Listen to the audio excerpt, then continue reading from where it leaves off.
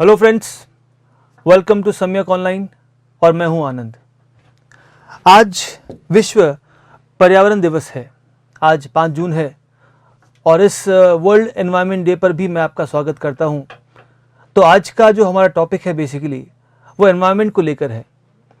आज हम एक कंसेप्ट की बात करेंगे जो ज़रूरी है, जो अर्थव्यवस्था और जो एनवायरनमेंट दोनों के बीच एक बैलेंस बनाकर या बैलेंस बनाने का काम करता है। आज का हमारा टॉपिक दरअसल द ग्रीन स्टिमुलस है। आज हम बात करेंगे हरित प्रोत्साहन की कि व्हाट इज ग्रीन स्टिमुलस। आज 5 जून है और 1974 से विश्व में यह दिवस मनाया जाता है ताकि पर्यावरण के प्रति लोगों को जागरूक किया जा सके, लोगों को अवेयर किया जा सके, एनवायरनमेंट को बचाया जा सके, उसको सुरक्षित किया जा सके। क्योंकि जब तक पर्यावरण है तब तक ही हमारा जीवन है। यदि वो नष्ट होगा तो पूरी पृथ्वी या मानव जीवन को एक भारी क्षति पहुंचेगी। तो आज का हमारा डिस्कशन दरअसल एक टॉपिक पर है जिसको हम एक सीक्वेंस से देखेंगे जो आपके सामने है। पहले हम बात करेंगे कि what is the green stimulus, हरित स्टिमुलस क्या है, हरित प्रोत्साहन क्या है। फिर हम बात करेंगे कि कोविड-19 के बाद का जो वर्ल्ड है या कोविड महामारी के साथ जो पेंडेमिक आया है, जो आर्थिक मंदी आई है, वो कैसे पर्यावरणीय मुद्दों को, पर्यावरणीय समस्याओं को बढ़ाती भी है और साथ में घटाती भी है। दोनों ही विपरीत परिस्थितियां हम देखेंगे और इसका अनुमान लगाएंगे कि कैसे पर्यावरण को लाभ भी देगी और ये समस्या या घाटा भी पहुंचाएगी। फिर तीसरी हम बात करेंगे कि मुख्य समस्या क्या होगी जिससे निपटने के लिए हरित स्टिमुलस की हम बात कर रहे हैं। और अंतिम में सरकार या भारत सरकार का क्या एफर्ट है, इसको शॉर्ट में देखेंगे कि भारत ग्रीन स्टिमुलस की ओर कहाँ जा रहा है। आज का हमारा मेन जो टॉपिक है बेसिकली इस कंसेप्ट को समझाने के लिए है, इस कंसेप्ट को आप तक पहुंचाने के लिए है। तो चलिए शुरू करते हैं ग्रीन स्टिमुलस या हरित प्रोत्साहन। उससे पहले हमारे सामने एक कर्व है। ये कर्व लगभग 1900 ईस्वी से लेकर 2020 तक के समय अंतराल में CO2 एमिशन के ग्राफ को दर्शाता है। ये दर्शाता है कि कैसे 1900 ईस्वी से लेकर आज 2020 तक लगातार निरंतर रूप से CO2 एमिशन देश में, विश्व में, पृथ्वी पर बढ़ता गया है, जिसने देश के सामने, विश्व के सामने, ग्लोब के सामने, धरती के सामने ग्लोबल वार्मिंग की समस्या को खड़ा किया है। इससे आर्कटिक के बर्फ पिघल रहे हैं, हिमालय के ग्लेशियर्स पिघल रहे हैं, नदियों में उफान आ रहा है और बहुत सारी समस्या है जिसका बारे में आपको पता होगा या आप पढ़ेंगे अलग अलग विषयों में कि ग्लोबल वार्मिंग किस प्रकार से विश्व की सुरक्षा, विश्व की बीमारियों आदि को बढ़ाता है। तो आप देखें 2020 में इस महामारी से पहले तक के समय में लगातार CO2 एमिशन बढ़ता जा रहा था, किंतु जैसे ही महामारी के कारण लॉकडाउन आया, वी हैड द लॉकडाउन, वैसे ही इस CO2 एमिशन में गिरावट देखी गई और इसलिए इसमें एक नेगेटिव जोन में आप इसको देख सकते हैं। 1900 ईस्वी में 5 गीगाटन एमिशन रिकॉर्ड किया गया और 2020 तक आते आते CO2 एमिशन 35 गीगाटन तक पहुंच गया, जिसमें कोविड के कारण नेगेटिव जोन आया है। तो ये इस ग्राफ द्वारा दिखाया जाता है। एक संकेत यह है कि कोविड के इस लंबे लॉकडाउन ने उद्योगों को बंद कर दिया है, वाहनों को बंद कर दिया है, लोगों ने ऑयल की कंजप्शन को कम कर दिया है। अल्टीमेटली CO2 एमिशन भी हमारा घटा है। किंतु क्या इससे होने वाले लाभ लंबे समय तक रहेंगे या फिर इस कोविड महामारी ने पर्यावरण को अपने अंदर हील करने का, खुद में परिवर्तन लाने का, खुद को बेहतर करने का एक मौका दिया है। तो आज हम देखते हैं इस पूरे दृष्टिकोण से what is the meaning of green stimulus. जब भी कभी आप ये शब्द सुने हरित या ग्रीन, तो आपके मस्तिष्क में ये चीज आती होगी कि शायद कहीं ना कहीं इसका संबंध एनवायरनमेंट से जरूर होगा, एनवायरनमेंट से संबंध इसका होगा। उसी दृष्टिकोण से आप देखें कि जब सरकारें इकोनॉमी को बूस्ट करने के लिए कोई स्टिमुलस देती हैं, प्रोत्साहन देती हैं, उसको हम आर्थिक प्रोत्साहन कहते हैं। यदि उसके आगे ग्रीन शब्द लग जाए, इसका मतलब यह है कि शायद सरकारें हरित की दिशा में प्रोत्साहन देने की बात करती हैं। सरकार इस ग्रीन स्टिमुलस के माध्यम से शायद अर्थव्यवस्था में हरित प्रौद्योगिकी को, हरित तकनीकों को, हरित परिवर्तनों को प्रोत्साहित करने का प्रयास करती हैं। आप जरा देखें, इसमें green stimulus is defined as fiscal stimuli, right, जो दरअसल एक हरित पर्पज या पर्यावरणीय पर्पज को सॉल्व करने का उद्देश्य रखता है। उदाहरण की अगर हम बात करें तो यदि सरकार कहे कि यदि कोई फैक्ट्री सोलर पैनल लगाती है तो उसको सरकार कोई प्रोत्साहन देगी, इसका मतलब यह है कि वह उद्योग अपनी ऊर्जा की आवश्यकता के लिए अब जो जीवाश्म ईंधन है, फॉसिल फ्यूल्स है, उसे कम जलाएगा और सौर ऊर्जा से बिजली प्राप्त करेगा, और ऐसा करने पर सरकार उसको प्रोत्साहन देगी। तो this is example of the green stimulus. यदि सरकारें रिन्यूएबल एनर्जी के प्रोत्साहन के लिए पैकेज देती हैं, नवीकरणीय ऊर्जा के प्रोत्साहन के लिए पैकेज देती हैं, वो है ग्रीन स्टिमुलस। यदि सरकारें कार्बन पर अधिक टैक्स लगाती हैं तो वो है ग्रीन स्टिमुलस। वे सारे प्रयास, वे सारे प्रोत्साहन जो देश को, अर्थव्यवस्था को सस्टेनेबल बनाते हैं, एनवायरमेंट फ्रेंडली बनाते हैं, उसे हम कहते हैं ग्रीन स्टिमुलस। तो पॉइंट यह है कि हाल ही में काफ़ी देशों ने, विश्व के काफ़ी देशों ने मिलकर ये प्रयास किए हैं कि कैसे हम अपने ग्रोथ को एनवायरमेंटल कंसर्न से बैलेंस करें। ऐसा ना हो कि हम ग्रोथ के चक्कर में, ग्रोथ की आड़ में इतना पोल्यूशन कर दें कि वो पोल्यूशन फ्यूचर में जाके हमारी ग्रोथ को ही रोक दे। कोविड महामारी से ये बात स्पष्ट हो गई कि यदि पर्यावरण से खिलवाड़ होगा तो मानव जाति के लिए काफ़ी समस्या का सामना करना पड़ेगा। और इसी दृष्टिकोण से हमने ये टॉपिक लिया है कि आज से ग्रेजुअली आप देखेंगे मंडे से 8 जून से देश में रिकवरी आएगी या देश के बाजार खुलेंगे, और उस प्रगति के साथ साथ कहीं पर्यावरण को नुकसान ना पहुंचे, और इसीलिए ग्रीन स्टिमुलस नामक टॉपिक हमारे लिए इंपॉर्टेंट है। अंतर्राष्ट्रीय मौद्रिक कोष IMF ने भी कहा है देशों को कि वे इन्वेस्ट करें, देश अपने धन को इन्वेस्ट करें, इमरजेंसी लोन्स दें, ताकि ग्रीन क्षेत्रों को प्रोत्साहित किया जा सके। IMF ने कहा है कि सरकारें उन सब्सिडीज को बंद करें जो पॉल्यूशन करती हैं, और साथ ही साथ कार्बन पर टैक्स लगाना शुरू करें, कोयले के उत्पाद पर अधिक टैक्स लगाएं, या वे सारे जीवाश्म ईंधन, फॉसिल फ्यूल्स जो पॉल्यूशन बढ़ाते हैं, अगर उन पर टैक्स लगाया जाएगा, सरकार उस पैसे से या उस टैक्स से जो पैसा आएगा उससे नवीकरणीय ऊर्जा को प्रोत्साहित करेगी। तो इसे हम कहेंगे ग्रीन स्टिमुलस। अब यहां पर कंसर्न क्या है, जरा उसकी बात करते हैं।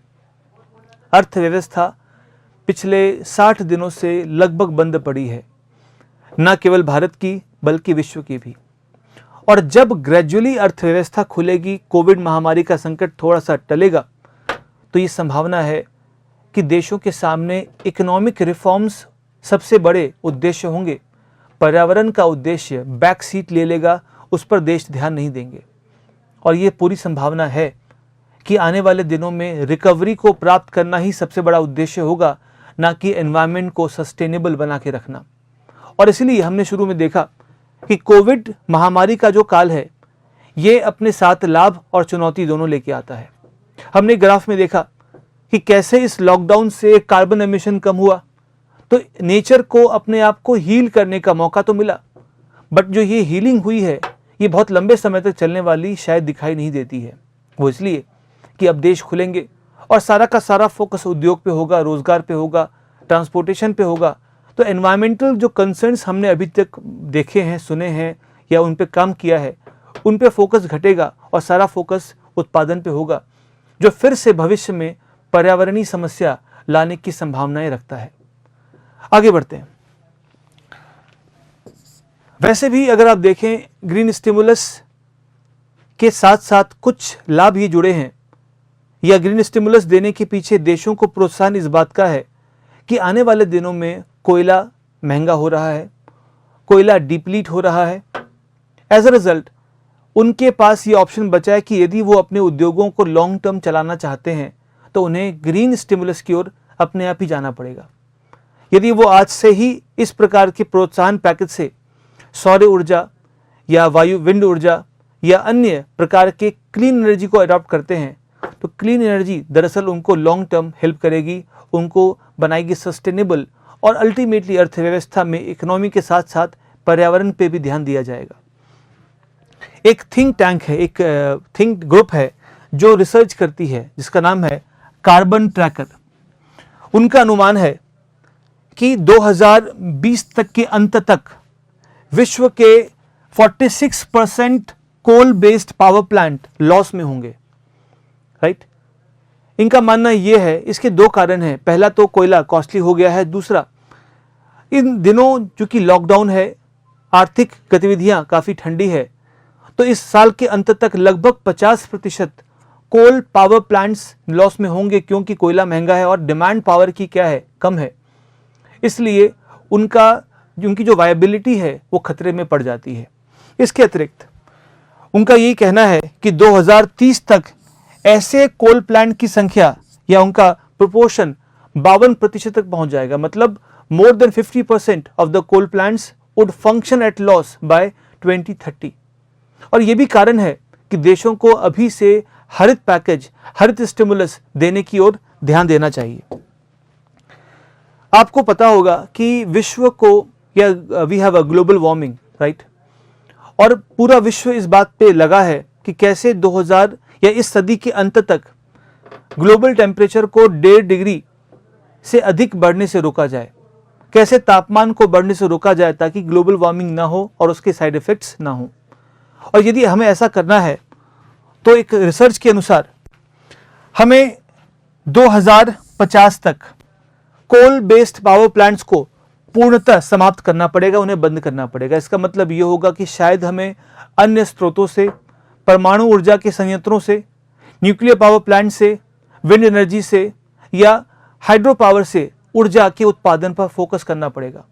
यदि भारत सरकार या अन्य सरकारें इन सभी क्षेत्रों पर पुश करती हैं ताकि विंड पावर, हाइड्रो पावर, इनको प्रमोट किया जाए, उसे हम कहेंगे ग्रीन स्टिमुलस। और चूंकि कोल प्लांट्स लॉस में रहेंगे, इसलिए भी देशों को ये काम करना पड़ेगा, और इसलिए भी कि यदि हमें तापमान को 1.5 डिग्री के भीतर ही कंट्रोल करना है तो 2050 तक सभी प्रकार के कोल बेस्ड पावर प्लांट्स को बंद ही करना पड़ेगा। और इसमें से भी 80% कोल प्लांट्स को हमें अगले 10 सालों में बंद करना पड़ेगा। तब जाकर ऐसा होगा कि 2050 तक हम पूर्ण रूप से कोल प्लांट्स को समाप्त कर पाएंगे। तो यदि आप वर्तमान विश्व को देखें तो इस समय हमारे सामने चुनौतियां हैं। इकोनॉमी को रिवाइव करना है, लेकिन ऐसे रिवाइव करना है ताकि लॉन्ग टर्म में भी इकोनॉमी चलती रहे। ये दिन दोबारा ना देखना पड़े कि किसी न किसी एनवायरमेंट कारण से विश्व की अर्थव्यवस्था फिर बंद हो गई। और इसके लिए अभी से हमें सस्टेनेबल रूप से काम करने की आवश्यकता है, और इसलिए कोल बेस्ड पावर प्लांट्स को बंद करना होगा। उन्हें बंद करने के साथ साथ ग्रीन क्षेत्रों में, नॉन पॉल्यूटिंग क्षेत्रों में हमें स्टिमुलस देना पड़ेगा, जिसमें हाइड्रो पावर है या विंड पावर है, एटसेट्रा। इसके साथ ही साथ कार्बन पे अधिक टैक्स लगाना पड़ेगा।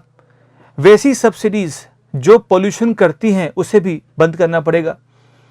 अगर आप खबर देखें तो वर्तमान में भारत सरकार का ये प्रयास रहा है कि वे सारी सब्सिडीज जो पॉल्यूशन बढ़ाती हैं, वेस्टेज बढ़ाती हैं, उन्हें कम किया जाए।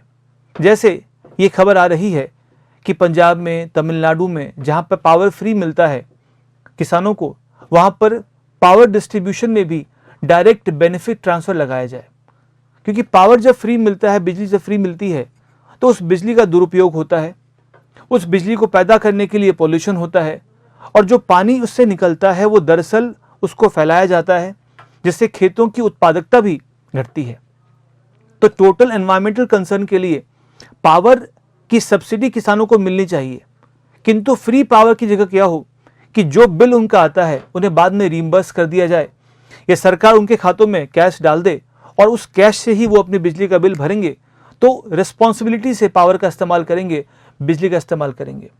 इसके साथ ही साथ जैसा कि मैंने कहा कि वह सारे स्टिमुलस हमें लेने की ज़रूरत है, जिससे एनवायरनमेंट को हम बचा सकें, तापमान को बढ़ने से बचा सकें, और साथ ही साथ आने वाले विश्व के लिए एक समृद्ध, एक स्वस्थ विश्व का निर्माण कर सके। इसमें जो लास्ट पार्ट है भारत का क्या प्रयास है, तो आप देखें नवीकरणीय ऊर्जा की ओर भारत का प्रयास काफ़ी अहम रहा है, काफ़ी आगे रहा है। 2020 के अंत तक हम इस प्रकार की ऊर्जा में 100 गीगावाट तक की ऊर्जा का इंस्टॉलमेंट करने में लगभग सक्षम होंगे और 2022 तक ये उम्मीद है कि हमारे ऊर्जा के कॉम्पोजिशन में 175 गीगावाट आएगा नवीकरणीय ऊर्जा से, रिन्यूएबल एनर्जी से। तो इस प्रकार की एनर्जी का जो कॉम्पोजिशन है उसको हम लगातार बढ़ा रहे हैं। तो ये हमारा, यह भारत का एक प्रकार का ग्रीन स्टिमुलस है। आपने सुना होगा पीएम कुसुम योजना के बारे में, जिसमें खेतों में सोलर प्लांट्स लगाए जाएंगे जिनकी द्वारा उत्पादित बिजली से खेतों के पंप काम करेंगे। इससे किसानों का लाभ होगा, उनके बिल में कमी आएगी, पॉल्यूशन कम होगा। तो पीएम कुसुम योजना भी एक प्रकार का भारत सरकार के ग्रीन स्टिमुलस के रूप में आप इसको जान सकते हैं।